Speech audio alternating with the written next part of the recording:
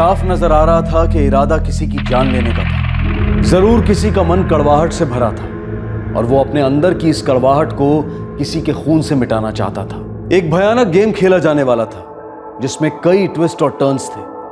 कड़वाहट कत्ल की वजह बनी थी और कत्ल इस गेम की वजह। सबसे पहले यह जानते हैं कि यह कड़वाहट किसके अंदर कूट कूट कर भरी थी और क्यों।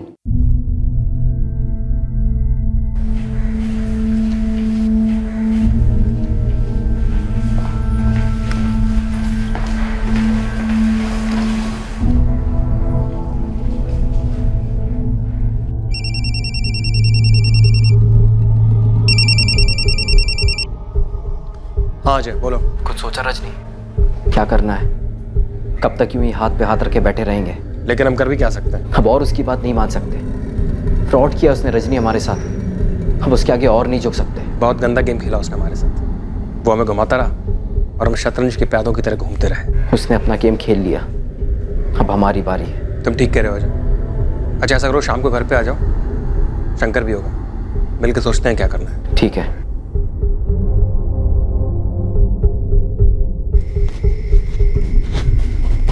अजय, अजय अभी तो आए हो आप, अब कहाँ जा रहे हो? तुम्हारी अम्मा के घर, रजनी और शंकर से मिलने। अजय मैं मानती हूँ जो हुआ वो बहुत गलत हुआ, लेकिन प्लीज इस बात को आगे मत बढ़ाना। बात तो आगे बढ़ेगी पूजा। वो अपनी मनमानी करता रहे और हम चुपचाप बैठे देखते रहे, ये नहीं हो सकता। लेकिन अजय आप तुम टेंशन मत लो, मैं और तुम्हारे भाई मिलके सब संभाल लेंगे। तुम खाना खा लेना, मुझे आने में थोड़ी देर होगी।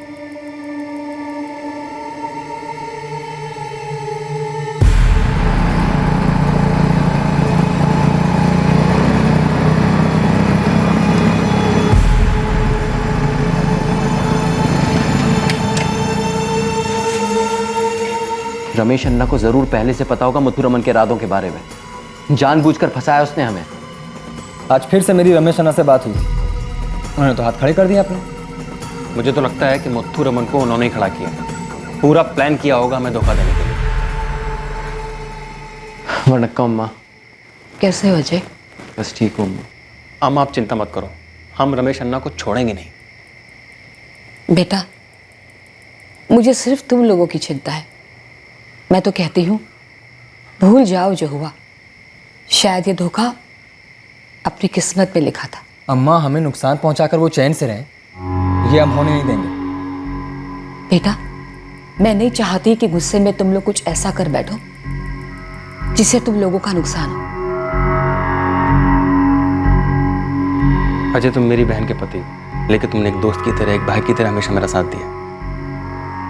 देखो मुझे नहीं पता है क्या होगा, बस इतना पता है कि राह बहुत मुश्किल होगी। इसलिए अगर तुम्हें लगता है कि हम तुम्हें इसमें घसीट रहे हैं तो प्लीज। क्या कह रहे हो रजनी? मैं तुम्हारे साथ इसलिए नहीं हूँ कि पूजा तुम्हारी बहन है। तुम और शंकर भी मेरे भाई जैसे हो। हम तीनों मिलकर सबक सिखाएंगे रमेश अन्ना को।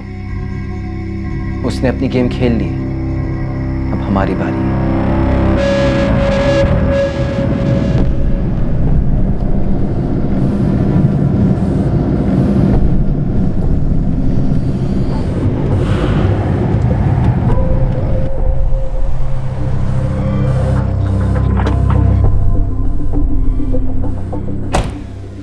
वणक्कम मिस्टर मूर्ति, सॉरी थोड़ा लेट हो गया। कोई बात नहीं है रमेश। हाँ वैसे ज़मीन तो पसंद आया ना आपको? ज़मीन तो पसंद है, लेकिन सोच रहा था।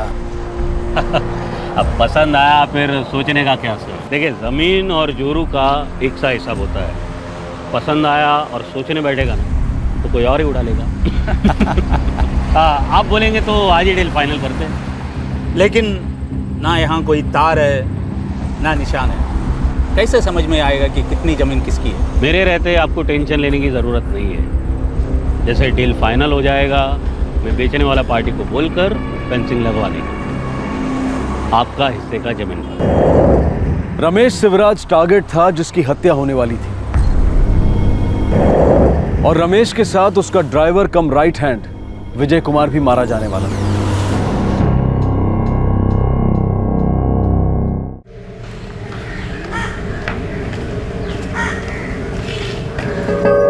अब कल सुबह 8 बजे तक पहुंच जाएंगे ना?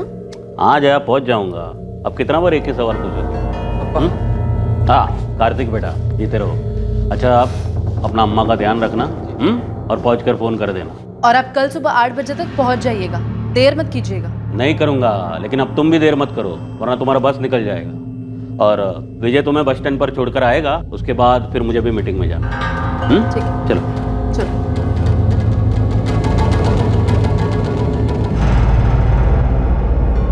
उस दिन सुबह रमेश की पत्नी जया अपने बेटे कार्तिक के साथ अपनी मां के घर जगतपुरम के लिए निकल गई। रमेश अगले दिन सुबह अपनी पत्नी और बेटे के पास जगतपुरम जाने वाला था। विजय, हाँ ना, तो आज रात इधर ही रुक जाना, फिर साथ में सुबह निकल जाएंगे जगतपुरम के लिए। ठीक है अन्ना, मैं अपना बैग साथ में लेकर आया हूँ, पीछे डिक्की में रखा हुआ। अच्छा चल ठीक है।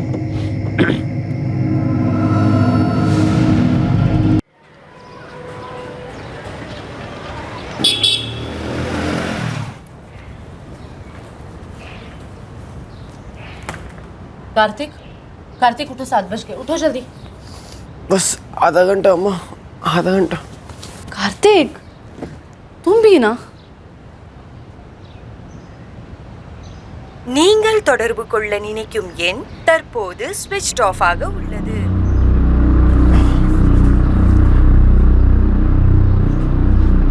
कार्तिक तुम बिल्कुल अपने अप्पा पर गए। टाइम का कोई वैल्यू ही नहीं है। उनको भी 8 बजे का बोला था, 9 बज गए, अब तक नहीं आए। शायद लेट निकले होंगे अम्मा, आ जाएंगे। कैसे पता चलेगा? फोन भी स्विच ऑफ आ रहा है। अरे तो विजय को फोन कर लो ना। किया था, उसका भी फोन स्विच ऑफ आ रहा है। तब तो शायद रास्ते में ही होंगे, मोबाइल सिग्नल नहीं पकड़ रहा होगा अम्मा, आ जाएंगे। और आपको तो पता है अप्पा को लेट एंट्री मारने की आदत है। जया, रमेश कब तक आएगा? लंच का टाइम हो गया। आ जाएंगे अम्मा, रास्ते में ही होंगे, शायद देर से निकले होंगे। ये तो उसकी पुरानी आदत है, देर से आने की। शाम तक तो आ ही जाएगा।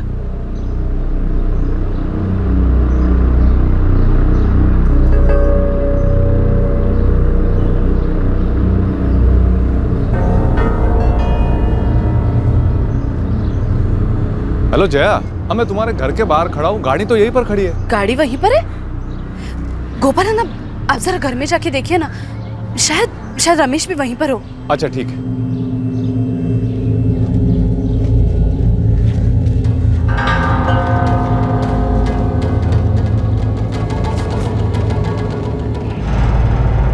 हेलो जया, दरवाजा तो खुला हुआ है। दरवाजा खुला है? गोपाल है ना, आप जरा अंदर जाके देखिए ना। हाँ देखता हूँ, तुम डरो मत।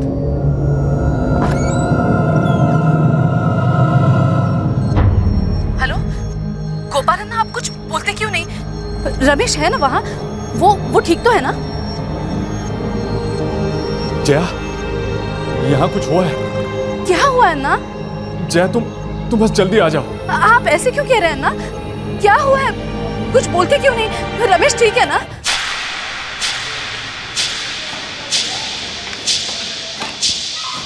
सर, बेनापुरम में एक मर्डर हो गया। बेनापुरम में मर्डर हो गया? कहाँ पर, किसका? सर रमेश शिवराज का। रमेश? यस सर, इसलिए मैंने सोचा कि आपको फौरन बता दूं।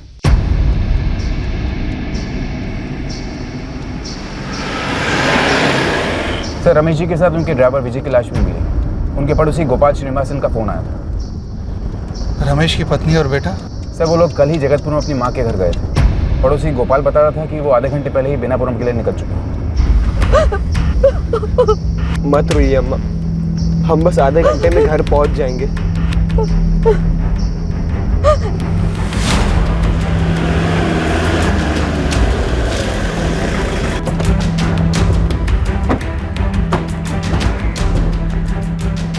गोपाल श्रीनिवासन?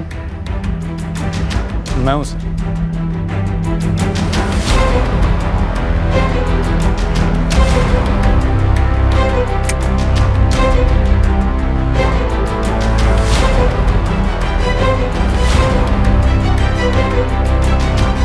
करीब 1 घंटे पहले जगतपुरम से रमेश अन्ना की बीवी जया का मुझे फ़ोन आया था। वो कह रही थी कि सवेरे से इनका फ़ोन नहीं लग रहा था और उनका ड्राइवर विजय का भी फ़ोन नहीं लग रहा था। तो उसने मुझसे कहा कि ज़रा घर पे जाके देख कर आओ। और मैं यहाँ आ गया। मैं आया तो दरवाज़ा खुला हुआ था। अंदर आके देखा तो रमेश अन्ना की लाश यहाँ पर पड़ी हुई थी, तो मैंने आपको फ़ोन किया और गांव वालों को भी बुला लिया।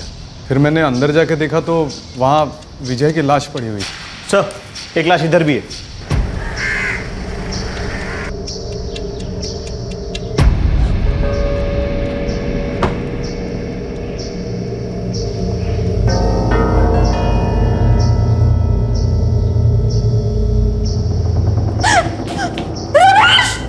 रमेश! रमेश! रमेश! जय, कार्तिक बेटा, हिम्मत रखो। सुरेश अन्ना, ये सब कैसे हुआ? किसने मारा इन्हें? जिसने भी मारा है वो पकड़ा जाएगा। मैं हूं ना। रमेश! बेटा माँ को संभालो। रमेश!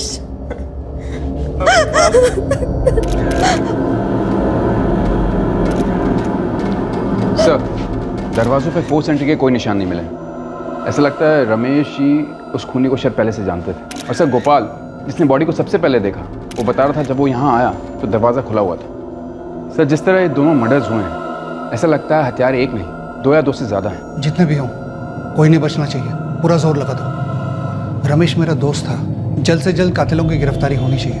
मैंने अपने खबरियों को काम पे लगा दिया है। फिलहाल बॉडीज को पोस्टमार्टम के लिए भेज दो। सर। और यहां से शुरू हुआ वो गेम जो इस केस के जरिए कई जिंदगियों के साथ खेला जाने वाला था। इस गेम ने पहले भी कई जिंदगियों के साथ खिलवाड़ किया था और वही गेम वजह बना था इस मर्डर की। और अब ये मर्डर ही इस गेम को और जानलेवा बनाने वाला था। मौत का वक्त? बॉडीज यहाँ लाने के 12 से 16 घंटे पहले इनकी मौत हो चुकी है। इसका मतलब है कि पिछली रात? जी।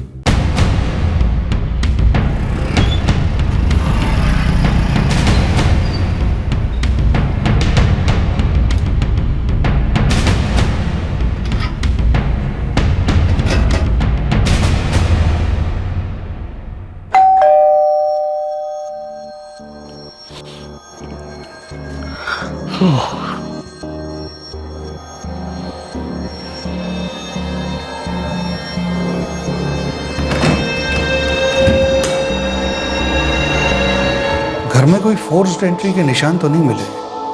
रमेश की लाश लिविंग रूम में पड़ी थी। इसका मतलब है कि दरवाज़ा इसी ने खोला होगा। लेकिन इतनी रात गए किसी के लिए दरवाज़ा खोलने का मतलब, उस शख्स को जानता था, बहुत अच्छी तरह से जानता था।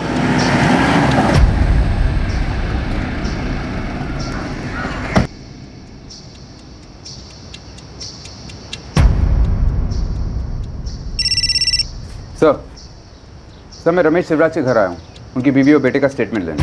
अनिल, कार्तिक को कहना कि मुझे पुलिस स्टेशन में आके मिले। मेरे खबरी ने इन्फॉर्मेशन दी है कातिल के बारे में।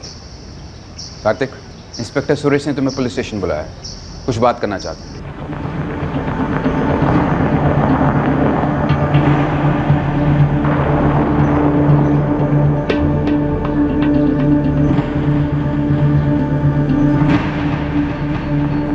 अम्मा, काम पे जा रहा हूँ मैं।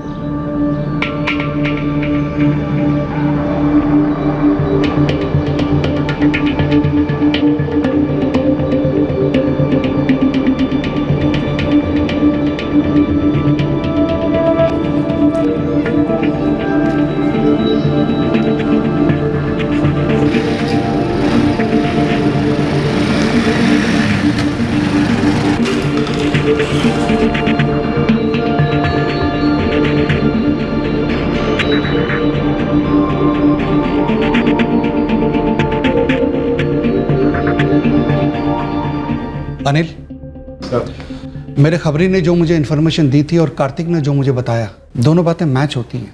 कुछ महीने पहले रमेश ने सीता अम्मा की एक प्रॉपर्टी की डील कराई थी जो सक्सेसफुल नहीं हुई। जमीन के झगड़े में खून बहना कोई नई बात तो है नहीं। शायद ये डबल मर्डर केस भी उसी जमीन के झगड़े से जुड़ा हुआ है। तुम बता रहे थे ना कि हमलावर 2 थे? जी सर। मुझे लगता है 3 होंगे। सीता माँ के बेटे शंकर और रजनी और उनका दामाद अजय। चलो तीनों को उठाते हैं।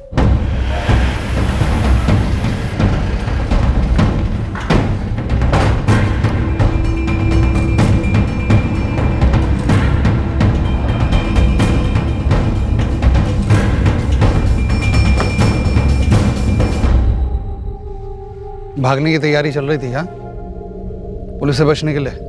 नहीं नहीं सर, आप ये क्या कह रहे हैं? सर कहीं आप ये कहना तो नहीं चाह रहे कि रमेश अन्ना के खून में हमारा हाथ था?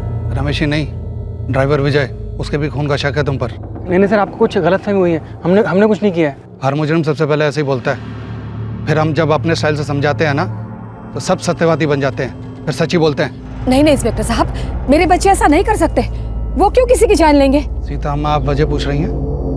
आपको तो वजह पता ही है ना। आपके ज़मीन का सौदा रुक गया था क्योंकि आपका खरीदार पैसा देने से मुकर गया था। आपके दोनों बेटों को गुस्सा आया और वो गुस्सा उन्होंने रमेश पे उतारा, एक बेकसूर की जान ले ली। सर कोई मिस्टेक हुआ है सर, हमने कुछ नहीं किया है। जब लॉकअप में उल्टा टांगूंगा ना, 4 डंडे पड़ेंगे ना, खुद ब खुद सच बाहर आएगा, समझ गए? ये झूठ है सर। ना मेरा ना मेरी पत्नी के भाई और रजनी और शंकर का इसमें हाथ है। किसी का भी रमेश की मौत से कोई लेना देना नहीं है। हम मुजरिम को पकड़ने से पहले ये जान लेते हैं कि उसका कितना लेना देना है इस केस में। इसलिए बेहतर यही होगा तुम बिना बहस के हमारे साथ चलो, वरना ऑफिस के पूरे स्टाफ के सामने तुझे घसीटता हुआ ले जाऊंगा।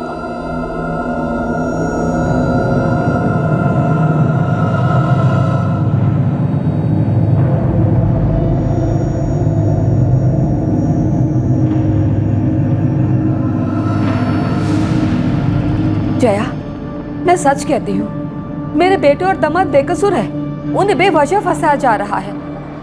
हमारे साथ जमीन के सौदे में धोखा हुआ, हमने कुछ नहीं कहा, सह गए थे हम लोग। पर अब मेरे पति और भाइयों के साथ जो हो रहा है वो जुल्म है। आप लोग क्यों आए हो यहाँ? मैं आपकी क्या मदद कर सकती हूँ? मेरे पति का खून हुआ है। मैं ये नहीं जानती कि ये सब किसने और क्यों किया। पुलिस अपना काम कर रही है। पुलिस ने मेरे पति और देवर को जेल में डाल दिया है। उन्होंने कुछ नहीं किया। अगर उन्होंने कुछ नहीं किया तो उन्हें कुछ नहीं होगा। पुलिस उन्हें बेवजह क्यों पकड़ेगी? ज़रूर उनके खिलाफ कोई सबूत मिला होगा। देखिए, हम वैसे ही बहुत परेशान हैं। अम्मा की तबीयत भी ठीक नहीं रहती। आप प्लीज़ उन्हें तंग मत कीजिए, आपके हाथ जोड़ता हूँ मैं। बेटा, मैं तुम लोगों का दुख समझती हूँ। मैं बस यही चाहती हूँ कि तुम भी हमारा दुख समझो। अम्मा, इस वक्त हम अपने दुख को सह लें, यही बहुत है। दूसरों का दुख समझ सके ऐसे हालत में नहीं है हम। अब प्लीज़ जाइए यहाँ से, प्लीज़।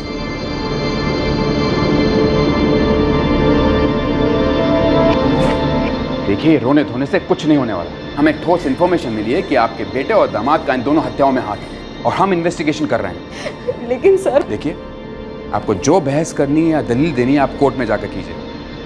यहाँ वक्त बर्बाद करके आपको कुछ हासिल नहीं होना। अब फैसला कोर्ट करेगी।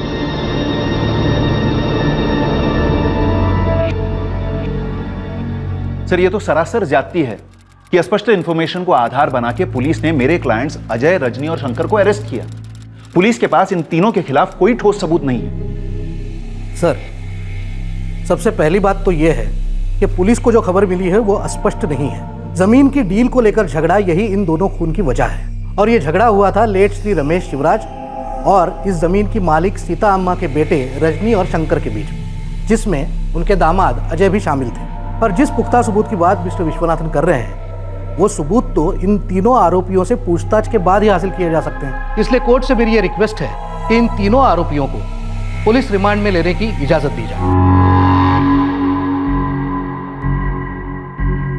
सर, ये कोई राज की बात नहीं है कि पुलिस कस्टडी में मेरे क्लाइंट्स के साथ पुलिस किस तरह से पेश आएगी। सर, मैं कोर्ट को यह बताना चाहता हूं कि मेरे क्लाइंट्स को इसलिए परेशान किया जा रहा है क्योंकि वो छोटे समुदाय को बिलोंग करते हैं। Sir, I object to that. ये तो सरासर बेबुनियाद इल्जाम लगाया जा रहा है। छोटी जाति का कार्ड सिर्फ सिंपैथी पाने के लिए खेला जा रहा है और मेरी कोर्ट से रिक्वेस्ट है कि ऐसा बिल्कुल ना होने दिया जाए। कोर्ट अजय, रजनी और शंकर को 4 दिन के लिए पुलिस रिमांड में सौंपती है और पुलिस को निर्देश देती है कि 4 दिन के बाद इसी कोर्ट में अपने केस को पेश करें। 4 दिन की ये हिरासत पुलिस के लिए काफी थी इन तीनों संदिग्ध से सच उगलवाने के लिए। कत्ल के पीछे का मकसद और सबूत दोनों पुलिस ने खोज निकाले। आखिर था क्या यह मामला? कैसे उन तीनों ने रमेश और उसके ड्राइवर विजय की हत्या की थी? सब बातों का तालमेल पुलिस ने बिठा लिया था।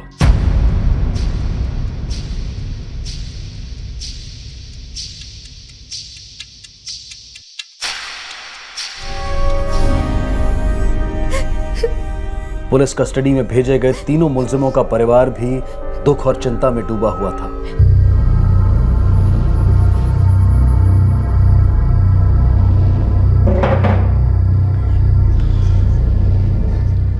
तो तुम लोग कन्फेस करने के लिए तैयार हो ना? या और समझाऊं? ये तो सिर्फ प्रैक्टिस थी, एक्चुअल एक्शन तो अब शुरू होगा, जिसके आगे तुम लोग टिक नहीं पाओगे। मेरी बात समझ में आ रही है? या नमूना दिखाऊं? और तीनों ने अपना बयान दिया कि ये एक जमीन के सौदे का मामला था जिसमें कुछ अड़चन आ गई और सौदा पूरा नहीं हो पाया।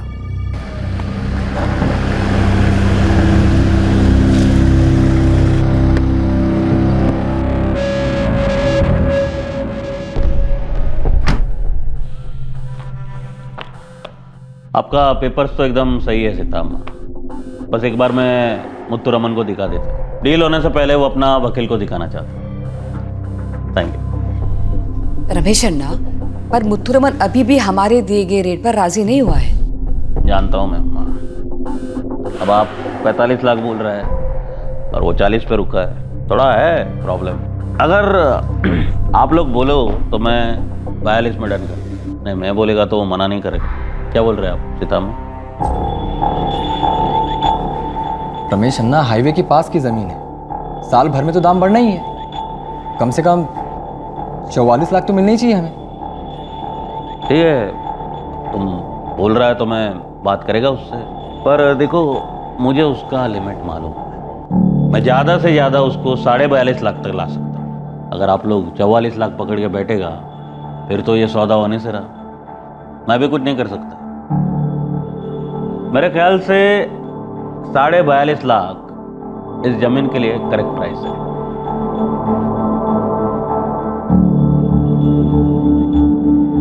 ठीक है रमेश अन्ना, 42.5 में मंजूर है। आप मुत्तू रमन से बात करवाइए। ये हुआ ना बात, मुझ पे भरोसा रखो। देखो मैं अपना खरीदने वाला और बेचने वाला दोनों में से किसी का नुकसान नहीं होने देता।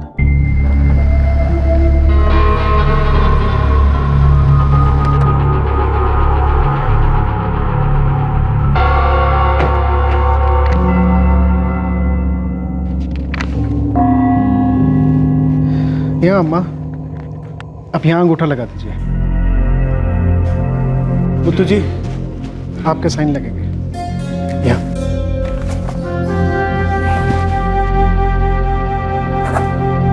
आप दोनों के विटनेस साइन भी लगेंगे।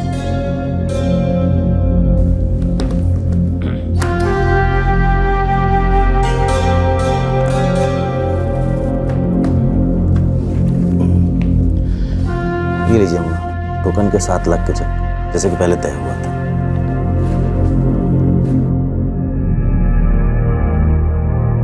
सब ठीक है ना? जी। बाकी के 35.5 लाख का चेक 1 महीने बाद मिल जाएगा, जैसे कि पेपर्स में लिखा हुआ है। ठीक है?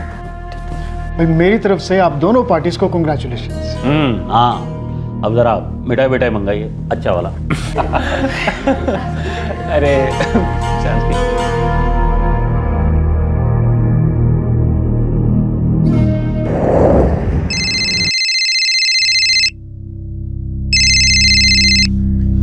हाँ, अरे रजनी, मेरा मुत्तू रमन से आज ही बात हुआ और तुम्हारी तरह मैं भी हैरान हूँ। रमेश अन्ना, आप तो करे थे पार्टी ठीक है, भरोसे के लायक है। मैंने कब बोला कि मैं ऐसा नहीं बोला था? और मैं तो अब भी यही बोल रहा हूँ कि मुत्तू आदमी बुरा नहीं है, उसका टाइम बुरा चल रहा है। अन्ना, 2 महीने से राह हम देख रहे हैं और आप कह रहे हो टाइम उसका खराब चल रहा है। अरे हमने आपके भरोसे पे कागज भी दे दिए हैं, कब मिलेंगे हमारे पैसे? कोई छोटी मोटी रकम नहीं है, 35.5 लाख रुपए की बात है। अरे रजनी, मैं उससे रोज बात कर रहा हूँ, झगड़ा भी कर लिया मैंने उसके साथ, मालूम है। अब वो बोल रहा है कि मेरा हालत खराब है, तो मैं क्या कर सकता हूँ? अन्ना, सौदा पूरा होते ही हमने आपको आपका कमीशन दिया कि नहीं दिया? अब आप ही जिम्मेदारी से भाग रहे हो। इसी बात को तो पैसे दिए थे आपको। देखो रजनी, अब तुम मुझ पे आरोप लगा रहे हो, ये सब मेरी वजह से हो रहा है, ऐसा बोलना चाहते हो तुम? अन्ना, मैं कोई आरोप नहीं लगा रहा हूँ, मैं तो सिर्फ रिक्वेस्ट कर रहा हूँ, कुछ कीजिए आप। रजनी, मैं कोशिश कर रहा हूँ ना, कर रहा हूँ, जो बन पड़ रहा है मुझसे कर रहा हूँ सब। आप देखते। अब तो मुत्तू रमन फोन भी नहीं उठा रहा। हमने गलती की, सिर्फ टोकन लेकर हमें पेपर साइन करके नहीं देने चाहिए। तुम रमेश अन्ना से बात नहीं कर सकते क्या? मुत्थू अगर पैसा नहीं दे रहा तो सौदा रद्द नहीं हो सकता क्या? फिर हमें जमीन किसी और को बेच देंगे और मुत्थू ने जो पैसा दिया है हम उसे लौटा देंगे। अमर, रमेश अन्ना को सिर्फ अपने कमीशन से मतलब था जो हमने उनको दे दिया। अब उनको इस जमीन से, इस सौदे से कोई मतलब ही नहीं है। लेकिन हम इस बात को ऐसे कैसे जाने दे सकते हैं? अगर मुत्थू बिना पैसा दिए भाग गया तो हम क्या करेंगे? सर, ये जमीन की डील जो अधूरी रही इसमें मिस्टर रमेश का कोई कसूर नहीं था, लेकिन सीता अम्मा के बेटे रजनी और शंकर और उनके दामाद अजय, ये तीनों मिस्टर रमेश को ही इस बात के लिए जिम्मेदार ठहराते रहे। इस बात को लेकर इन तीनों ने कई बार मिस्टर रमेश के साथ फोन पर झगड़े भी किए और अपने नुकसान का बदला लेने के लिए इन तीनों ने मिस्टर रमेश की हत्या कर दी। सर, ये बिल्कुल मनगढ़ंत बात है। हाँ, जमीन को लेकर झगड़ा चल रहा था और इस बात से मेरे क्लाइंट्स ने कभी इनकार नहीं किया।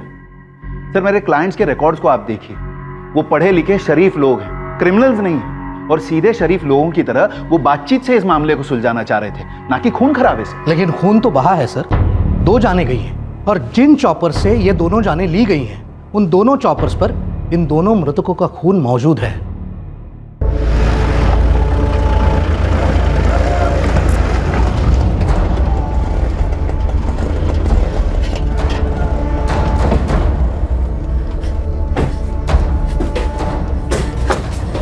शंकर, ध्यान रखना यहाँ कोई हंगामा ना करे। ये क्या हो रहा है? कहाँ ले जा रहे हैं मेरे बेटे को?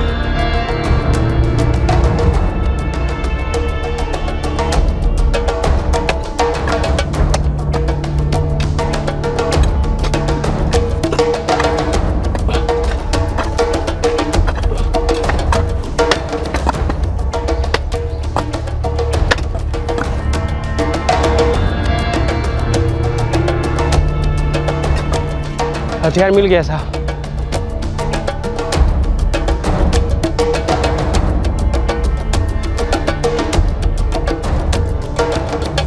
सर, मैं फिर से यही बात कहूंगा कि ये सो कॉल्ड मर्डर वेपन्स जो है वो पुलिस ने ही प्लांट किए थे मेरे क्लाइंट्स को फंसाने के लिए। उन्हें 3rd डिग्री देकर उनसे स्टेटमेंट्स लिए गए। सर, मेरे क्लाइंट्स को यह सब इसलिए सहना पड़ रहा है क्योंकि वो छोटी जाति से। सर, शुरुआत से ही यह इन्वेस्टिगेशन निष्पक्ष नहीं रहा है। सर, ये बात सभी लोग जानते हैं कि इस केस के इन्वेस्टिगेटिंग ऑफिसर सुरेश और मरने वाले रमेश शिवराज ये करीबी दोस्त थे। सर, मेरे क्लाइंट्स को पहले टारगेट बनाया गया और फिर उनके खिलाफ सबूत तैयार किए गए। सर, पुलिस की कार्यक्षमता पर खामखा उंगली उठाई जा रही है। सर, इन तीनों आरोपियों ने अपना अपना स्टेटमेंट गैजेटेड ऑफिसर के सामने दिया है और जिन वेपन को मिस्टर विश्वनाथन प्लांटेड वेपन कह रहे हैं वो वेपन बरामद करते वक्त उसकी बाकायदा वीडियो रिकॉर्डिंग हुई थी और वो जगह भी मिस्टर शंकर ने खुद पुलिस को दिखाई थी। अब मैं इस बात से हैरान हूं कि इतने सारे सबूत सामने होते हुए भी डिफेंस इस केस को बार बार जाति से जोड़ना चाहता है। सर, मेरी कोर्ट से रिक्वेस्ट है कि इन तीनों आरोपियों को कुछ और दिन पुलिस रिमांड में रखा जाए।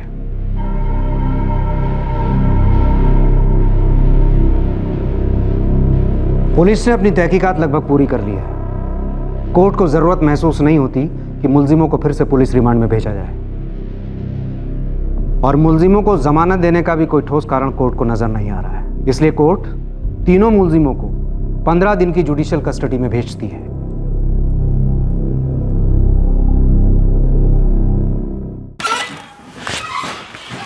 सर, अनिल, ये कंप्लेंट लेटर है। रमेश शिवराज के बेटे कार्तिक ने जो लिख कर दिया था। कन्फेशन लेटर्स भी है, शंकर, अजय और रजनी का। और ये सीडी है, मर्डर वेपन बरामद करते समय हमने जो वीडियो रिकॉर्डिंग की थी उसकी। अनिल, ये लोग छोटी जाति की आड़ लेकर हमदर्दी हासिल करने की कोशिश कर रहे हैं और ये मैं होने नहीं दूंगा। कोर्ट में हमारे पास एक स्ट्रांग केस है पेश करने के लिए। रमेश के कातिलों को सजा मिलनी चाहिए। चार्जशीट तैयार करो। Yes sir.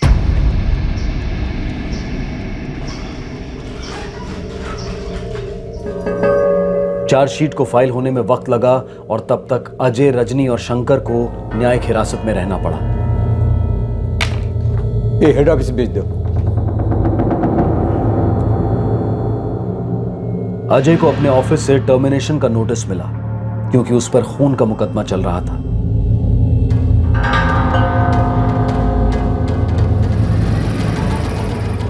शांति, शांति किसकी चिट्ठी है? इसी केस की वजह से रजनी और उसके भाई शंकर को भी नौकरी से निकाल दिया गया। चार्जशीट कोर्ट में फाइल की गई। अजय, रजनी और शंकर पर हत्या के लिए धारा 302, घर में जबरन घुसने के लिए धारा 445 और मारपीट के इरादे से घर में जबरदस्ती दाखिल होने के लिए धारा 452 लगाई गई थी।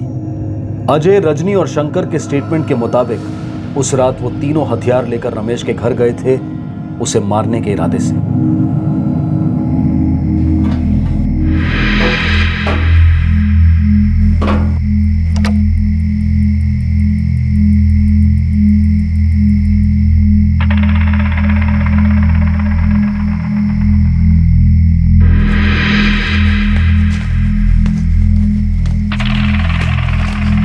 रमेश घर पे ही है, लेकिन उसके साथ उसका ड्राइवर विजय भी है। तू श्योर है ना?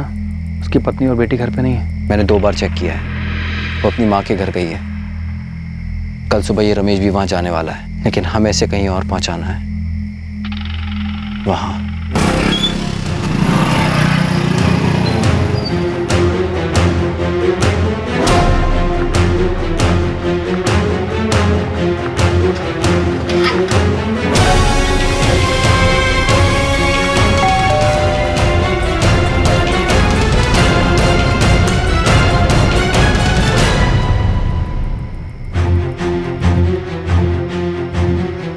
रजनी, तुम इस वक्त, शंकर, अजय, तुम भी, क्या कोई प्रॉब्लम है क्या? रमेश अन्ना, प्रॉब्लम तो है, इसीलिए बात करने आए थे। इस वक्त? हाँ, इस वक्त कुछ चीज़ों का फैसला करना है। अभी क्या? अरे क्या हुआ? क्या, क्यों ऐसा, क्यों गुस्सा घर में? हाँ शंकर, क्या कर रहे तुम? रजनी, क्या कर रहे तुम?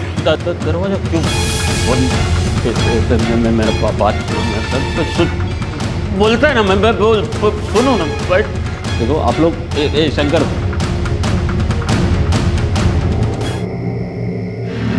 चार्जशीट पुलिस ने फाइल कर दी है। डिफेंस को चार्जशीट की कॉपी दी गई है ताकि वो अपना डिफेंस तैयार कर सके। केस की सुनवाई की तारीख जल्द तय की जाएगी। अजय, रजनी और शंकर, तीनों मुल्जिमों को कोर्ट जमानत पर रिहा करती है।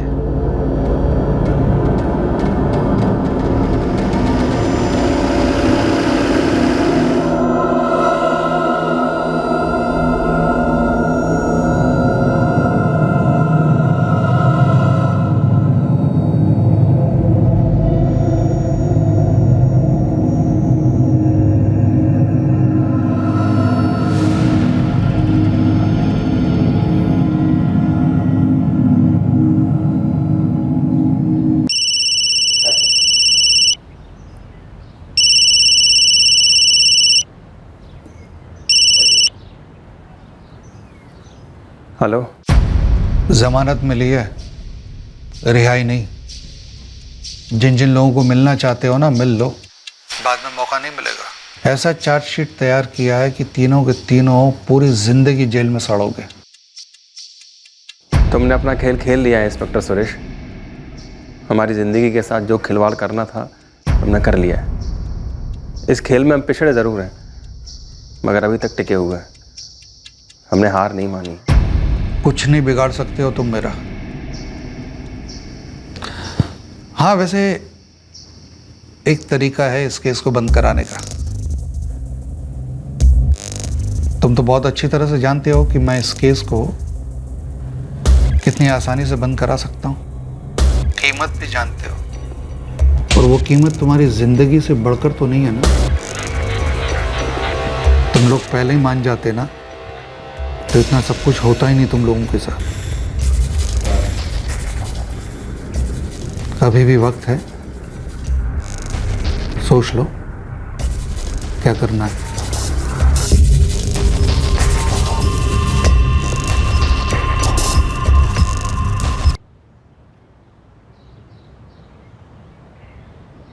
रवि अन्ना,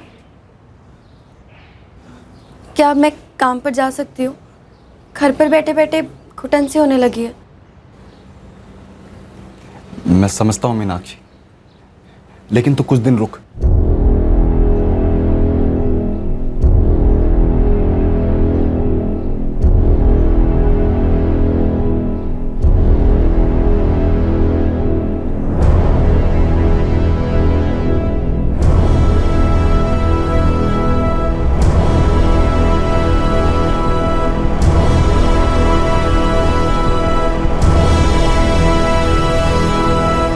कौन खेल रहा था और किसकी ओर से? क्या यह पूरा केस मनगढ़ंत था? किसने खून किया था रमेश शिवराज और उसके ड्राइवर विजय कुमार को?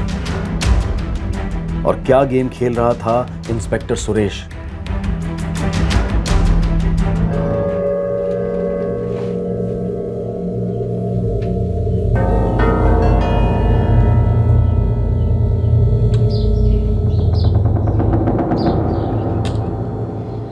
मेरे सारे कलीग्स मानते हैं कि कंपनी का मुझे जॉब से निकालने का फैसला गलत है।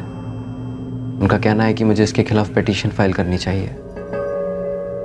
अच्छा है अजय, तुम्हें अपनी बात रखने का मौका तो मिल रहा है। मुझे और शंकर को तो मौका भी नहीं मिला, सीधे ही टर्मिनेट कर दिया। अब तो दूसरी नौकरी ढूंढनी पड़ेगी। लेकिन वो भी कौन सा आसान होगा अन्ना। कोर्ट में अभी केस शुरू भी नहीं हुआ है, फैसला आना तो दूर की बात है। पर देखो, सजा अभी से ही भुगत रहे हैं। एक ये जमीन ही तो थी मेरे पास। सोचा था जाने से पहले तीनों बच्चों को कुछ दे जाऊंगी, पर गलती मेरी ही है जो मैंने जमीन बेचने की सोची। और उससे भी बड़ी गलती की रमेश को ये काम सौंप कर। अम्मा, आपकी कोई गलती नहीं है।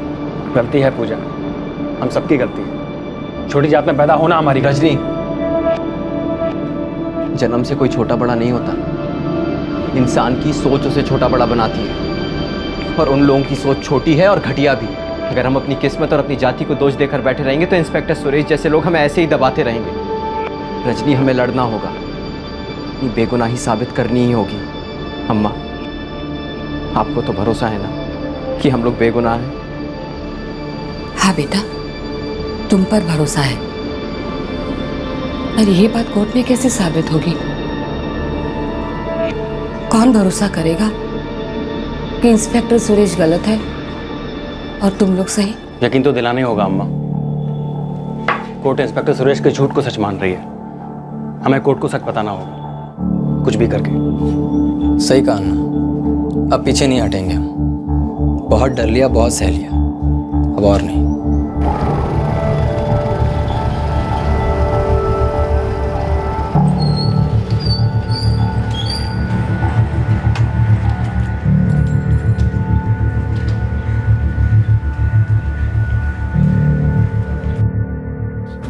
ये चार्जशीट है जो पुलिस ने तुम्हारे खिलाफ कोर्ट में फाइल की है। ट्रायल 1 महीने में शुरू होगा, लेकिन मैं तुम्हें अभी बता दूं कि तुम्हारा केस कमजोर है। सर, ये सारे चार्जेस झूठे हैं। इंस्पेक्टर सुरेश ने झूठी चार्जशीट बनाई है। पर इस चार्जशीट को कोर्ट में चैलेंज करना बहुत ही मुश्किल होगा। इसमें रमेश शिवराज के बेटे कार्तिक शिवराज की कंप्लेंट फाइल्ड है, जिसमें यह लिखा है कि तुम तीनों का जमीन के सौदे को लेकर रमेश शिवराज के साथ झगड़ा चल रहा था, और मुत्थू से जमीन की तय की हुई रकम नहीं मिलने पर तुम तीनों ने मिलकर रमेश को मार दिया। सर ये झूठ है, सरासर झूठ है सर। पर यह बात तो सच है ना कि मर्डर वेपन्स तुम्हारे ही घर से बरामद हुए। उसकी वीडियो रिकॉर्डिंग है इसमें। तुम ही पुलिस को वहां ले गए थे ना? सर वो मुझे ले गए थे, मुझे तो तब होश भी नहीं था। मैं नहीं जानता सर वो हथियार वहाँ कैसे आए। बस इतना जानता हूँ कि ना तो हमने कोई हथियार खरीदा था और ना ही किसी को मारा है सर। पर तुम्हारे स्टेटमेंट में सारी बातें डिटेल में मेंशन की गई है। कैसे तुम तीनों बाइक पर रमेश के घर पहुंचे? सर ये स्टेटमेंट हमारा नहीं है। हाँ, साइन जरूर हमारे हैं, लेकिन साइन करते वक्त हम होश में नहीं थे। Yes sir. बहुत पीटा गया था सर हमें। ऐसी हालत में थे कि स्टेटमेंट में क्या लिखा है हम पढ़ भी नहीं पा रहे थे।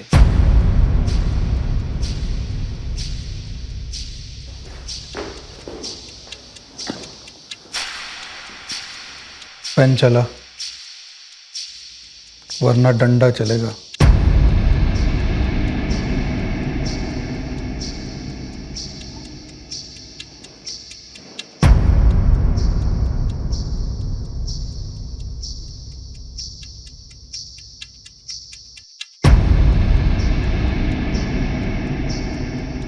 जब तुम्हारे स्टेटमेंट्स लिए गए तब बेनापुरम का तहसीलदार सुंदरेसन वहाँ मौजूद था। तुम्हारे स्टेटमेंट्स पर उसके सिग्नेचर्स हैं, स्टैंप और सील भी लगे हुए हैं। देखो, डॉक्टर और वकील से कुछ भी छुपाना नहीं चाहिए। मैं तुम्हारी तभी मदद कर पाऊंगा जब तुम मुझे सब कुछ सच बता दोगे। सच यही है कि जब हमने साइन किए तब वहां पर कोई नहीं था। हाँ सर, इंस्पेक्टर सुरेश ने पूरा झूठा केस बनाया है हमारी ज़मीन हड़पने के लिए। यहाँ से निकलने का एक ही रास्ता है, वो ज़मीन मुझे दे दो और अपनी ज़िंदगी बचा लो। अगर मेरी बात नहीं मानी ना, जिंदगी भर यहीं सड़ोगे। ज़मीन के बदले ज़िंदगी, सौदा बुरा नहीं। सर, वो जमानत पे बाहर आते ही मुझे उसका फ़ोन आया था, कह रहा था कि अगर हमने उसको ज़मीन नहीं दी तो इस केस में हमें सज़ा करवा के रहेगा। सर, इंस्पेक्टर सुरेश भी रमेश अन्ना की तरह ज़मीन का लालची है। और रमेश अन्ना भी हमारी ज़मीन हड़पना चाहते थे। उनके इरादे पहले से ही ठीक नहीं थे सर। फिर वो मुत्थू रमन का खरीदार बनकर आना, 1 महीने बाद पैसा देने का वादा करके मुकर जाना, सब नाटक था सर। वो गेम खेल रहे थे हमारे साथ। कैसा गेम?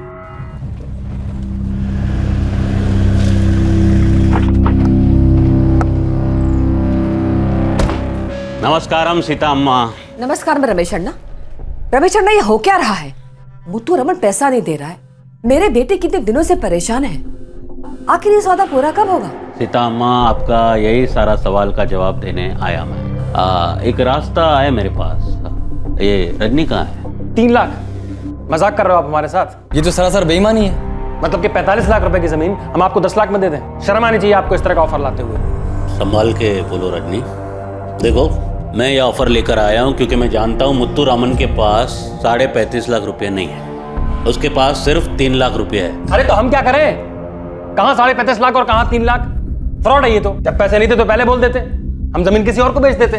टोकन अमाउंट देने के बाद, पेपर साइन होने के बाद ऐसा कैसे कर सकते हैं वो? देखो रजनी, तुम समझ नहीं रहे हो मेरा बात। नाम सब समझ रहे हैं। आपको आपका कमीशन मिल गया है, हमें फंसाकर पल्ला झाड़ रहे हो आप। आज नीचे रखो रजनी, मैं यहाँ मामला सुलझाने आया हूँ और तुम मुझे पे उंगली उठा रहे हो।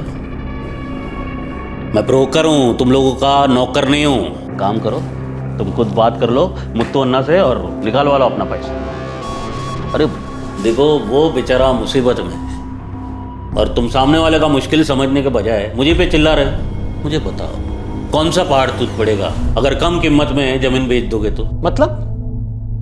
मतलब ये कि वैसा भी ये जमीन तुम्हारे बाप को सरकार की तरफ से मिला है। किस्मत था तुम लोगों का, वरना तुम्हारा जैसा लोगों के पास, तुम्हारा जाति के लोगों के पास इतना जमीन होता है क्या? अपने हाथ में रहकर बात कीजिए, हमारी जाति के बारे में कुछ मत बोलिएगा। क्या कुछ गलत बोला मैं? सच्चे है ना? अब तुम छोटा जाति में पैदा हुआ, इसका ब्लेम भी मुझ पे डालेगा क्या?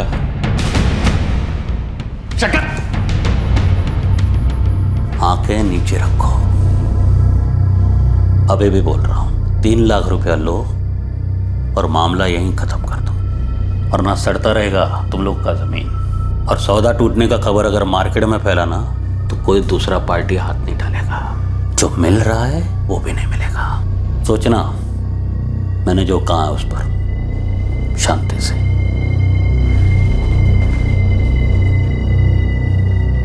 बहुत बुरे फंस गए थे सर हम, किसी और को भी जमीन नहीं बेच सकते थे, पेपर साइन हो चुके थे। अभी एक डिस्प्यूटेड प्रॉपर्टी थी, कौन हाथ डालता है इसमें? सर, ये था उनका गेम। वो जानते थे हम बुरे फंस चुके हैं, वो बस राह देख रहे थे कि कब हम हिम्मत हार कर उनकी ऑफर मान लें। लेकिन ऐसा नहीं हुआ और तब इस मामले को सुलझाने आया इंस्पेक्टर सुरेश।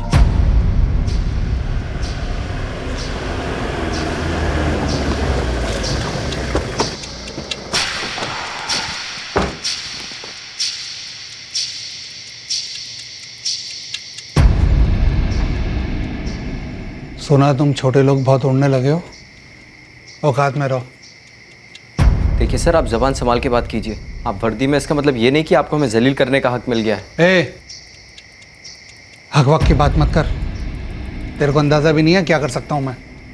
अभी के अभी तुम तीनों को घसीट के ले जाऊंगा, जेल में डालूंगा और ऐसी ठुकाई करूंगा कि पूरी जिंदगी कुछ करने के लायक नहीं रहोगे, समझ गए? एक बात कान खोल के सुन लो, एक डील है, फुल एंड फाइनल। 3 लाख रुपए मुथुरामन से लेना और 5 लाख रुपए मैं दूंगा। उसके बाद भूल जाओ ज़मीन को, समझ गए? बहुत नाटक हो गया तुम लोगों का। आपको इस सौदे से क्या लेना देना? आप क्यों पढ़ रहे हैं इसमें? लगता है तू समझेगा नहीं बातों का।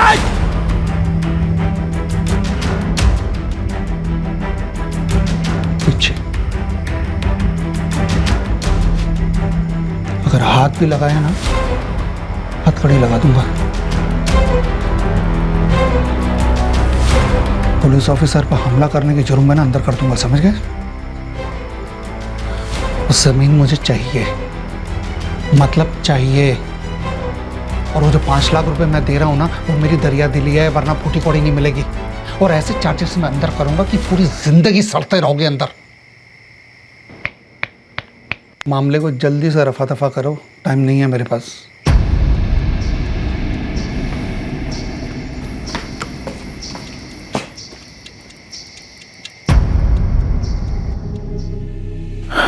मतलब ये केस जमीन के सौदे के साथ वाकई जुड़ा हुआ है। इंस्पेक्टर सुरेश अपने दोस्त के लिए नहीं बल्कि इस जमीन के लिए ये सब कर रहा है। हाँ सर। तुम लोगों ने मुझे ये सब पहले क्यों नहीं बताया? अब उनका केस बहुत स्ट्रांग हो गया है। सर धमकी दी गई थी हमें कि मेरी और रजनी की पत्नी को भी वो गिरफ्तार कर लेंगे। सोचो, जो कुछ मैंने तुम लोगों के साथ किया, अगर मैं तुम्हारी बीवी पूजा के साथ करता और तुम्हारी बीवी शांति के साथ करता, वैसे मैं बहुत कुछ कर सकता हूँ। सच में बहुत कुछ कर सकता हूँ। सर इसी वजह से हमारे मुंह बंद थे। हम नहीं जानते थे कि वो कोर्ट में झूठे स्टेटमेंट पेश करेगा और इतनी आसानी से झूठ को सच बना देगा। हमने इस गेम में बहुत कुछ खोया है सर, हमारी ज़मीन, हमारा जॉब, हमारी इज्जत। लेकिन अब खोने का डर चला गया है। हमें बस अब लड़ना है इस बेईमान अफसर के खिलाफ। सर इसलिए हम आपके पास आए। सर कोई तो तरीका होगा इस गलत आदमी को सबक सिखाने का, उसे सजा दिलवाने का। एक रास्ता है, कोर्ट में अपील की जाए इस केस की फिर से जांच के लिए, री इन्वेस्टिगेशन के लिए। पर मैं आप लोगों को बता दूं कि इस अपील के मंजूर होने के चांसेस बहुत कम हैं, क्योंकि इंस्पेक्टर सुरेश ने आप तीनों के खिलाफ बहुत ही स्ट्रांग केस बनाया है। चार्जशीट झूठी है पर है मजबूत, और इस केस की तहकीकात भी इतनी आसान नहीं होगी, क्योंकि हमें ना सिर्फ इंस्पेक्टर सुरेश के झूठे सबूतों का भांडा फोड़ना होगा, बल्कि रमेश और विजय के असली कातिल का भी पता लगाना होगा। और यह भी हो सकता है कि इंस्पेक्टर सुरेश ने ही ये मर्डर्स किए हो। जो हुआ उससे बिल्कुल विपरीत चित्र दूसरे वर्जन में उभर कर आया। ऐसा लग रहा था कि अजय, रजनी और शंकर, इन तीनों आरोपियों को फंसाने की पूरी प्लानिंग की गई थी। इंस्पेक्टर सुरेश का वर्जन चार्जशीट में फाइल कर कोर्ट में सबमिट किया जा चुका था, और इन तीनों आरोपियों का वर्जन इनके वकील के पास था जो इनका मुकदमा लड़ रहा था। इनमें से कौन सा वर्जन सही था? और सबसे बड़ा सवाल यह था कि रमेश शिवराज और विजय कुमार का कातिल कौन था?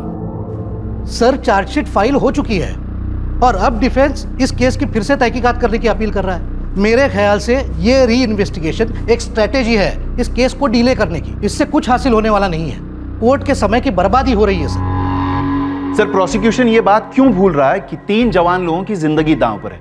मुझे समझ में नहीं आता कि इन्हें री इन्वेस्टिगेशन से क्या आपत्ति है। सर मैंने चार्जशीट पढ़ी और मुझे लगता है कि ये पूरा का पूरा केस मनगढ़ंत है। मनगढ़ंत कहानी तो डिफेंस कर रहा है सर कि इंस्पेक्टर सुरेश को छोटी जाति के लोगों से नफरत है और वो आरोपियों की जमीन छीनना चाहते हैं। एक ईमानदार और एफिशिएंट पुलिस ऑफिसर को बेवजह बदनाम किया जा रहा है सर। सर चार्जशीट अपनी जगह पर है, मैं उस पर बहस नहीं करना चाहता, लेकिन सर सही मायनों में ये केस छोटे वर्ग के लोगों पर हो रहे जुर्म और अमानवीय बर्ताव से जुड़ा हुआ है। I object to that sir. फिर एक बार जाति के नाम पर कोर्ट की सिंपैथी हासिल करने की कोशिश की जा रही है। ये एक क्रिमिनल केस है सर। आरोपियों की जाति बिरादरी का इससे कोई लेना देना नहीं है। बिल्कुल लेना देना है सर। कन्फेशन स्टेटमेंट्स पर मेरे क्लाइंट से जबरदस्ती साइन करवाए गए, सारे सबूत मनगढ़ंत है। पुलिस के पास कोई ठोस सबूत नहीं है जिससे मेरे क्लाइंट्स को मुजरिम ठहराया जा सके, सिवाय उस हथियार के जो मेरे क्लाइंट के घर से बरामद किए गए थे। But sir I strongly suspect कि वो हथियार वहां प्लांट किए गए थे, वो असली मर्डर वेपन है ही नहीं। सर कोर्ट ये जानती है कि इंस्पेक्टर सुरेश और मर्डर विक्टिम रमेश शिवराज ये बहुत ही अच्छे दोस्त थे, इसलिए पूरे चांसेस है कि मेरे क्लाइंट के साथ तहकीकात के समय पक्षपात हुआ हो। मेरी कोर्ट से सिर्फ यही रिक्वेस्ट है कि इंस्पेक्टर सुरेश के अलावा कोई और ऑफिसर इस केस को री इन्वेस्टिगेट करे। सर मेरे क्लाइंट्स की जमीन इन मर्डर्स की मुख्य वजह मानी गई है। इंस्पेक्टर सुरेश की भी इस जमीन में दिलचस्पी थी, इस बात को मैं साबित कर सकता हूं। इंस्पेक्टर सुरेश इस केस के शुरू होने से पहले मेरे क्लाइंट रजनी के घर गए थे कई बार, वो भी as a police officer. Sir, ये वो फोन रिकॉर्ड्स हैं जो बताते हैं कि इस केस के शुरू होने से पहले भी इंस्पेक्टर सुरेश बालचंद्रन की मेरे क्लाइंट्स अजय, रजनी और शंकर के साथ फोन पर बातचीत हुई थी। अब किस बारे में बातचीत हुई होगी ये मुझे बताने की कोई जरूरत नहीं।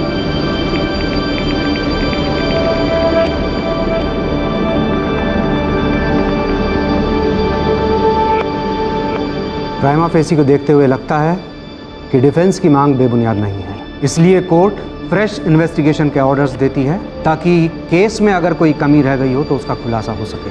कोर्ट बेनापुरम जिले के पुलिस विभाग को निर्देश देती है कि इस केस को इन्वेस्टिगेट करने के लिए नए पुलिस ऑफिसर को नियुक्त किया जाए और आज से 90 दिन के अंदर नई चार्जशीट कोर्ट में फाइल की जाए।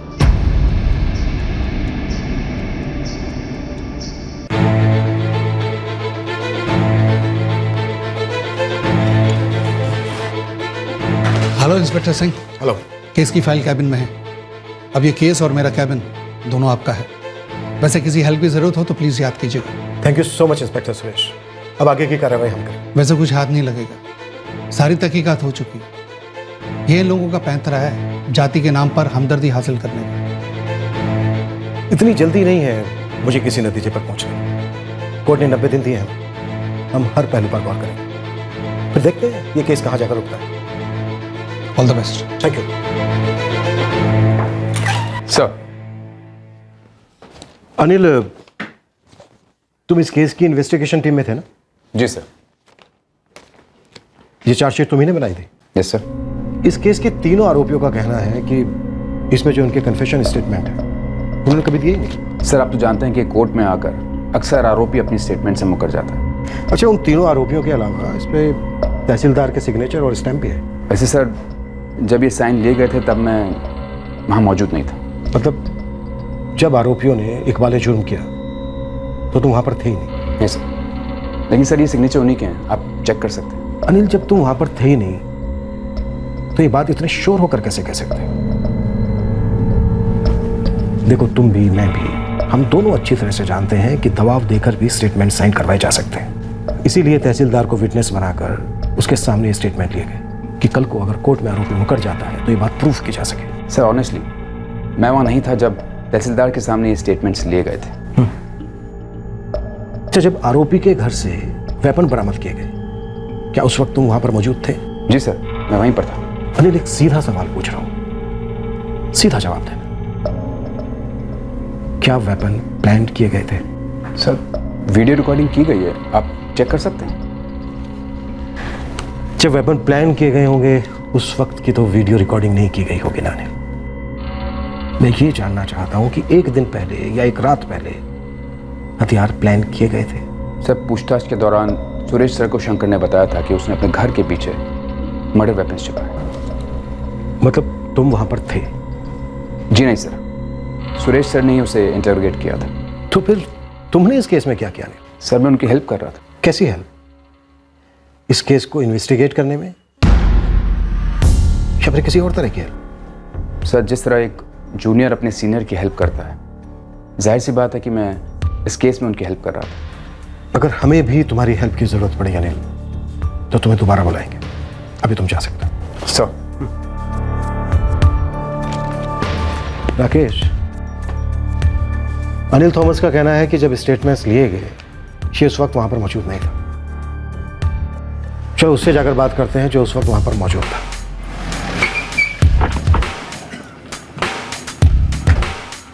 जी नहीं, मैं थाने तो कई महीनों से नहीं गया और मेरे सामने किसी के भी बयान नहीं लिए गए। हमें भी इस बात का डाउट था, बस आपसे कंफर्म करना था। ये किसी कारीगर का काम लगता है, हूबहू नकल की है, लेकिन ये नकली ही है। ये जो सील और स्टैंप है वो? आप तो जानते हैं आज के जमाने में डुप्लीकेट बनाना कोई बड़ी बात नहीं है।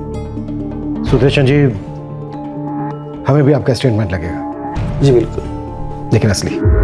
री इन्वेस्टिगेशन का पहला कदम क्या पड़ा? चार्जशीट के झूठे दावों की पोल खुल गई। अब आगे और क्या क्या झूठ बाहर आने वाले थे? आरोपी को अपराधी साबित करने के लिए क्या क्या मनगढ़ंत सबूत प्लांट किए गए थे? नई इन्वेस्टिगेशन टीम को सिर्फ झूठ का पर्दाफाश नहीं करना था, बल्कि सच का भी पता लगाना था। और इस केस का सच आसपास ही था, लेकिन सामने लाना बाकी था। राकेश, सीधी सी बात है, सबूत ढूंढे नहीं गए बल्कि बनाए गए, वो भी झूठ की चाशनी में डुबोकर। असल में तहकीकात हुई नहीं। सर, इसका मतलब ये हुआ कि ये तीनों बेकसूर हैं। तो फिर सवाल ये उठता है कि आखिर खून किए किसने? फ़ोन क्यों नहीं उठा रहा था मेरा? 3 बार फ़ोन कर चुका हूँ। सॉरी सर, बाथरूम में था। ऐसा क्या सवाल पूछ लिया उन लोगों ने? इतनी देर तुझे बाथरूम में बैठना पड़ा? चल बता, क्या कर रहे हैं वो लोग? पता नहीं सर। झूठ मत बोलना मुझसे। सिर्फ ये केस मेरे हाथ से गया है, थाने का इंचार्ज अभी भी मैं ही हूँ, समझ गया? सच कह रहा हूँ सर। सर, एक बार पहले उन्होंने मुझे बुलाया था, आज फिर बुलाया सर। दोबारा क्यों बुलाया तुम्हें? सर, आज क्यों बुलाया मैं नहीं जानता, लेकिन पहली बार जब मुझे बुलाया था तब वो तहसीलदार के बारे में पूछ रहे थे, जिसकी हाजिरी में उन तीनों से स्टेटमेंट लिए गए थे। तो तुमने क्या बताया? सर, मैंने कह दिया कि मैं वहाँ मौजूद नहीं था, और सर मैंने ये भी कहा कि वो स्टेटमेंट सच्चे हैं। गुड। अब आगे से कुछ भी पूछताछ करे ना तो मुझे तुरंत बता देना, समझ गए? जी सर।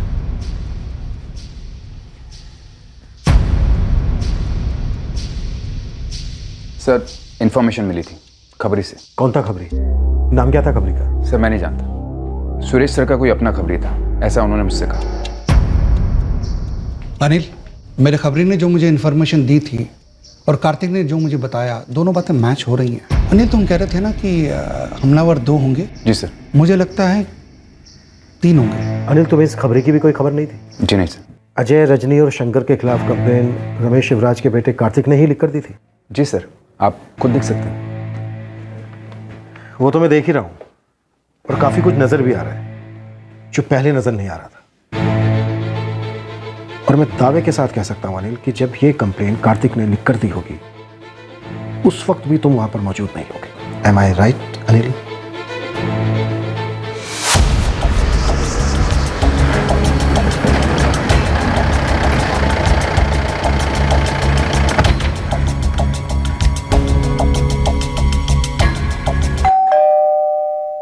नहीं सर, मुझे इस ज़मीन के कारोबार के बारे में इतनी जानकारी नहीं थी। न मैंने कभी समझने की कोशिश की, ना उन्होंने कभी समझाने की। तुम्हें तो कुछ अंदाजा होगा। नहीं सर, मैं एक स्टूडेंट हूँ, अप्पा से करीब था, लेकिन उनके काम के बारे में ज़्यादा नहीं जानता। मतलब रमेश शिवराज ने जो डील सीता अम्मा और मुथु रमन के बीच करवाई थी, उस डील के बारे में आप दोनों को कुछ मालूम नहीं था? जी नहीं सर। कार्तिक, तो फिर तुमने किस बिना पर अपनी शिकायत में अजय, रजनी और शंकर पर शक जाहिर किया? सर, ये आप क्या कह रहे हैं? मैंने ऐसी कोई शिकायत नहीं की। उन तीनों को जब पुलिस ने गिरफ्तार किया, तब सीता माँ अपनी बेटी और बहू के साथ यहाँ आई थी हमसे मदद मांगने। सर, उससे पहले हमें किसी जमीन के सौदे के बारे में कुछ पता नहीं था। अदालत में जाकर पता चला उन लोगों ने मेरे पति को क्यों मार डाला। कार्तिक, ये साइन तुम्हारे है ना? हाँ सर, लेकिन ये स्टेटमेंट मेरा नहीं है सर। मैं तो उन्हें जानता भी नहीं था उस वक्त। इन्वेस्टिगेशन के बाद मुझे इनके बारे में पता चला। कार्तिक, अगर ये कंप्लेन तुम्हारी नहीं है तो इस पर ये तुम्हारे साइन कैसे आए? कार्तिक, इंस्पेक्टर सुरेश ने तुम्हें पुलिस स्टेशन बुलाया है। कार्तिक, तुम्हारे अप्पा मेरे बहुत अच्छे दोस्त हैं। जिसने भी उनकी जान ली है, उन्हें सजा दिलवा के ही रहूंगा। बेटा, यहाँ साइन कर दो। इस केस की इन्वेस्टिगेशन के लिए कंप्लेन फाइल करनी होगी। मैं सब कुछ लिख दूंगा, तुम सिर्फ साइन कर दो।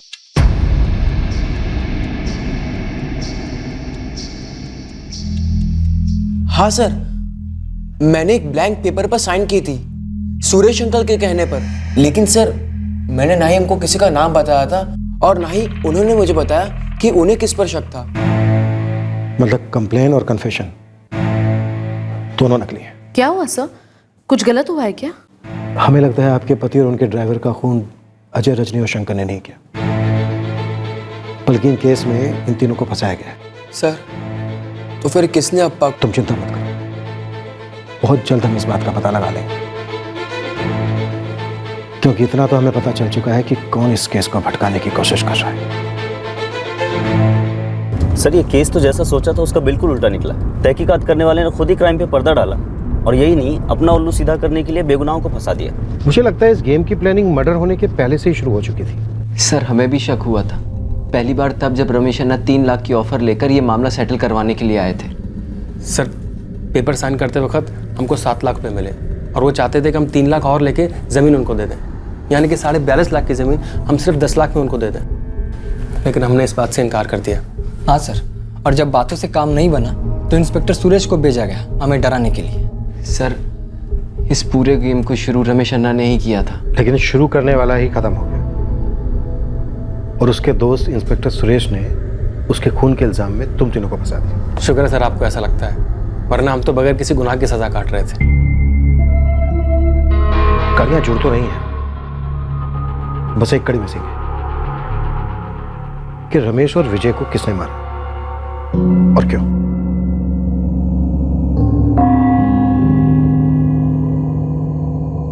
अरे थोड़ा कड़क हाथ मार, जोर लगा। अरे थोड़ा और जोर लगा, आवाज निकलनी चाहिए।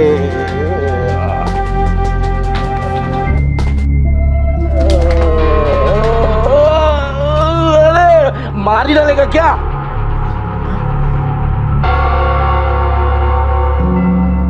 आप कौन? डर मत, एक डील लेकर आया हूं तेरे पास, सच की डील। और अगर इस बार डील अधूरी छोड़ी ना तो जमीन में जिंदा गाड़ दूंगा, उसी जमीन में जिसका सौदा करने तो सीता अम्मा के पास गया था। साहब अभी सुरेश साहब ऑफ ड्यूटी है, इसलिए आपको बोल रहा हूँ। बोल बोल बिंदास बोल। किस बात का इंफॉर्मेशन नेटवर्क? सब काम तो सुरेश साहब खुद ही करते थे। ये रमेश, शिवराज और इंस्पेक्टर सुरेश के बीच क्या सांठगांठ थी? सब रमेश शिवराज जो कुछ करने को कहता वो करना ही पड़ता था, उसे सुरेश साहब का पूरा सपोर्ट था। अब पुलिस वालों से कौन पंगा लेगा? इंस्पेक्टर सुरेश की सपोर्ट का क्या फायदा उठाता था रमेश? सब फायदा क्या उठाता था, वो तो गांव की किसी भी लड़की को उठा लेता था। एक नंबर का था, उसे लगता था कि पूरा गांव उसके बाप की, मेरा मतलब है उसके दोस्त की जागीर हो। हाँ बोलते रहे। साहब सुरेश साहब और रमेश दोनों की सोच एक जैसी थी, घटिया। दोनों छोटी जाति वालों से नफरत किया करते थे, कोई भी गांव में उनके खिलाफ आवाज नहीं उठाता था। दोनों की सेटिंग थी ना साहब। कैसी सेटिंग? ये मेरे को नहीं पता, लेकिन कुछ महीने पहले रमेश अन्ना ने मेरे को बोला कि सीता अम्मा का जमीन खरीदने का है। मैं तो सुन के डर गया था साहब। तू क्यों डरता है मुत्तू? बस तेरी शक्ल और तेरा नाम इस्तेमाल होगा, पैसे में लगाऊंगा, पेपर में बनाऊंगा। समझ रहा ना? अन्ना तो तुम खुद ही खरीद लो ना, मेरे को क्यों बीच में डाल रहे हो? ए मुत्तू, तेरे को बोला ना तेरा नाम इस्तेमाल करना तो करना। तू सीता अम्मा से मिल, पेपर साइन करवा, चेक दे और निकल ले। चेक का पैसा तेरे अकाउंट में मैं डालूंगा और बाकी का जो भी काम है वो मैं करूँगा, समझे? साहब रमेश अन्ना का इरादा पूरा पैसा देने का नहीं था। मेरे को डाउट था कि सुरेश साहब भी इसमें शामिल होगा। रमेश अन्ना और सुरेश साहब हर चीज में साथ में रहते थे। ये तो नहीं मालूम साहब कि सुरेश साहब भी रमेश शिवराज की तरह मजे करते थे या नहीं, लेकिन रमेश अन्ना का नज़र बहुत गंदा था। गांव में कोई भी लड़की छोटी जाति की किसी भी औरत को देखे तो उसको उठा लेते थे, 2-4 दिन मजे करते थे और फिर उसे छोड़ देते थे। और उसका ड्राइवर विजय, वो उसका दलाल था, एक नंबर का कमीना। गांव में किसी भी नई लड़की को देखे तो सबसे पहले उसको इन्फॉर्मेशन दे। और कभी किसी ने शिकायत नहीं की इस बात की? सब किसको शिकायत करते? पुलिस स्टेशन में तो सुरेश साहब बैठे हुए थे ना। पूरे गांव को मालूम है कि अजय, रजनी और शंकर छोटी जाति के, इसलिए उनको फंसाया गया था। साहब मैं तो बेकार में फंस गया। बार बार रजनी, शंकर और अजय के फोन आते थे बाकी के पैसे के लिए। मैंने रमेश अन्ना से बात की तो उन्होंने बोला कि वो देख लेंगे। अरे मुत्तू, तू क्यों डरता है रे इन छोटे लोगों से? हाँ, मैंने बोला ना मैं संभाल लेगा। अन्ना वो लोग मुझे तो फोन नहीं करेंगे ना? नहीं करेगा रे, अब सुरेश बात करेगा उनसे। ठीक है अन्ना, आप मुझे बस ये बता दीजिएगा कि साइन करके आपको जमीन कब लौटानी है। तो ये सारा गेम सीता अम्मा की जमीन हड़पने के लिए खेला गया और इंस्पेक्टर सुरेश इसमें मिला हुआ था। हाँ साहब, रमेश अन्ना ने उनका नाम लिया था, लेकिन उन लोग के बीच में क्या डील हुआ था ये मैं नहीं जानता साहब। साहब पूछना तो चाहिए था ना, हम किस लिए बैठे इधर? जब ये डबल मर्डर केस हुआ तो पूरे जिले में किसी भी खबरी को कोई काम नहीं मिला इस केस को पता करने के लिए। अब काम दे रहा हूँ। खून अजय, रजनी और शंकर ने नहीं किया ये बात तय है, लेकिन खून हुआ तो है। किसने किया ये पता लगाना है। खोद डाल जहाँ खोदना हो, लेकिन सच निकाल कर लाना। साहब एक दिन का टाइम दो, अब सारा गेम समझ में आ चुका है। यह गेम खेला गया एक महंगी जमीन को पानी के भाव खरीदने के लिए। एक नकली खरीदार खड़ा किया गया, वो भी ऐसा जो रमेश के हाथों की कठपुतली था। एक छोटी सी रकम टोकन के रूप में देकर जमीन मालिकों से पेपर साइन करवा लिए गए और फिर इंस्पेक्टर सुरेश से उन पर दबाव डलवाया ताकि वो डर जाए और रमेश को ये जमीन उसकी मनमाफिक कीमत पर मिल जाए। सर, रमेश और इंस्पेक्टर सुरेश दोनों पार्टनर थे, पर हो सकता है बाद में इंस्पेक्टर सुरेश के मन में लालच आ गया हो और वो पूरी रोटी अकेले खाना चाहता हो, इसीलिए मरवा दिया रमेश को और इल्ज़ाम लगा दिया अजय, रजनी और शंकर के ऊपर। राकेश, इस बात के हमारे पास ठोस सबूत हैं कि इंस्पेक्टर सुरेश की चार्जशीट झूठी है। अब बस ये पता लगाना बाकी है कि रमेश और विजय को मारा किसने।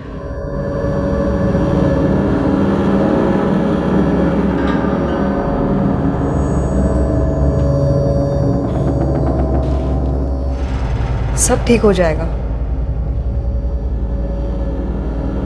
बस ये जॉब मिल जाए। जरूर मिल जाएगी, आप बिल्कुल चिंता मत करना। तुम दोनों को काम मिल जाएगा बेटा, सब अच्छा होगा।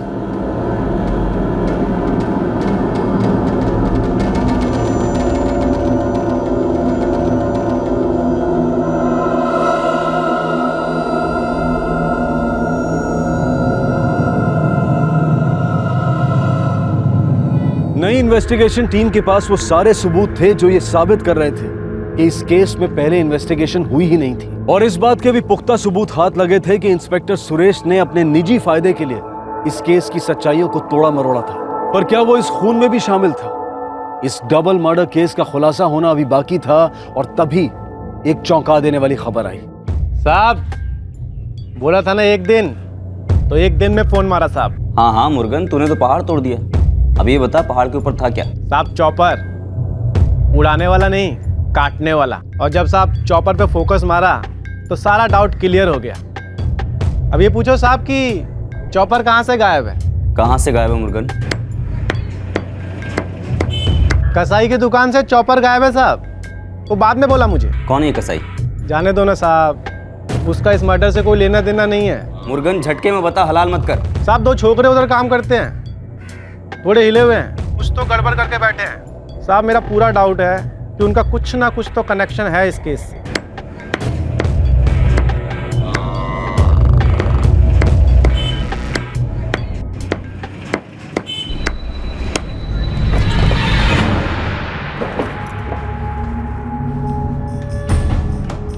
जिस दिन दुकान से चॉपर गुम गए, उसी रात को रमेश, शिवराज और विजय कुमार का कत्ल हुआ, वो भी चॉपर से।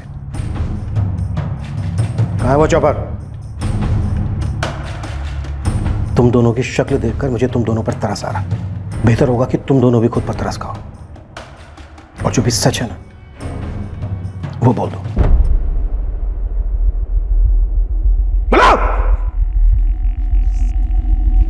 साहब, मेरा दोस्त मधु बेकसूर, मैंने मारा उन दोनों को। रमेश और विजय दोनों को मैंने मारा। साहब, ये झूठ बोल रहा है। मधु, तो चुप कर। साहब, ये झूठ बोल रहा है, हम दोनों ने मिलकर मारा उनको साहब।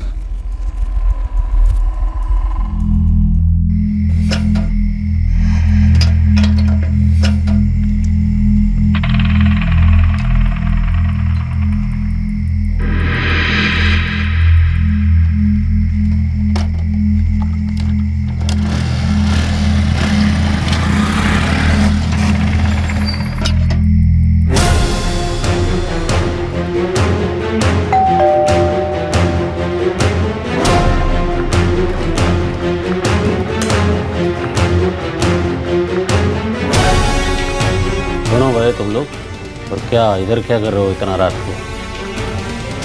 हाँ, क्या क्या चाहिए क्या? तेरी जिंदगी। तो ये दोनों खून तुम दोनों ने किए, और क्यों? किसके कहने पर?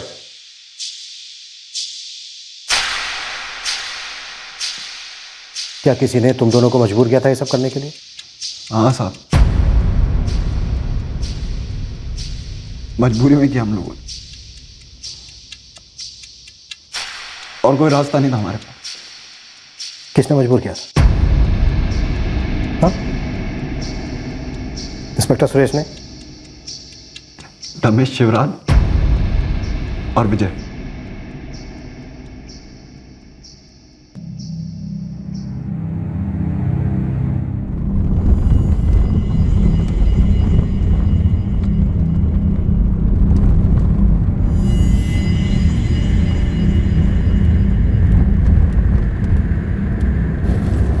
इसका नाम मीनाक्षी है सर। अच्छी है और उम्र में कच्ची।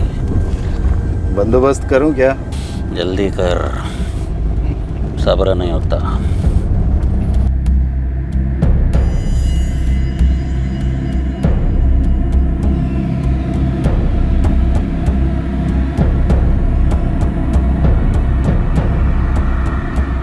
मीनाक्षी अकेली लड़की नहीं थे साहब, उस रमेश ने कई लड़कियों को गंदा किया था।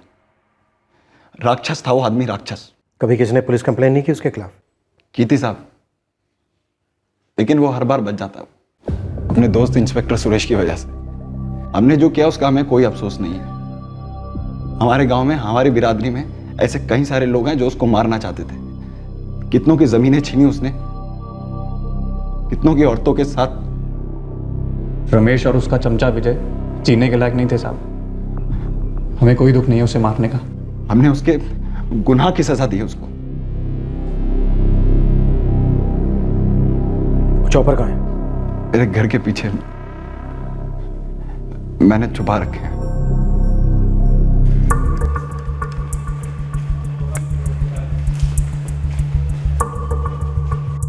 सिंह साहब, आपकी और मेरी इन्वेस्टिगेशन में बहुत ज्यादा फर्क नहीं होगा। सुरेश साहब, अजय, रजनी, शंकर, इन तीनों बेगुनाहों को गुनहगार बनाने में आपने कोई कसर नहीं छोड़ी। कानून को पूरी तरह ताक पर रखकर मनगढ़ंत केस बनाया इनके खिलाफ, ताकि ब्लैकमेल करके इनकी जमीन हड़प सको। इनकी कौन सी जमीन थी? इनके बाप दादा हमारे पुरखों के गुलाम थे। ये भी गुलामी के ही लायक हैं। सिर्फ इसलिए कि ये तुम्हारी सो कॉल्ड बड़ी बिरादरी में पैदा नहीं हुए। यही सच्चाई है, यही फर्क है उनमें और हम में। और ये फर्क मैंने नहीं पैदा किया, सदियों से बना हुआ, सदियों से। कौन सी सदी में जी रहे हो? उनमें और तुम में फर्क है, और वो फर्क मैं तुम्हें बताता हूं। फर्क ये है कि वो लोग पूरी ईमानदारी के साथ अपना काम करते हैं और तुमने अपनी वर्दी के साथ बेईमानी की। वो लोग दूसरों की बहू बेटियों की इज्जत करते हैं और तुमने अपनी वर्दी की आड़ में अपने रेपिस्ट दोस्त के गुनाहों को छुपाया। सही कहा तुमने सुरेश, उनमें और तुम में फर्क है, बहुत बड़ा फर्क है। और वो फर्क ये है कि वो हर लिहाज से तुमसे बड़े हैं और तुम हर लिहाज से उनसे छोटे, बहुत छोटे। दूसरी इन्वेस्टिगेशन टीम ने अपनी रिपोर्ट कोर्ट में पेश कर दी।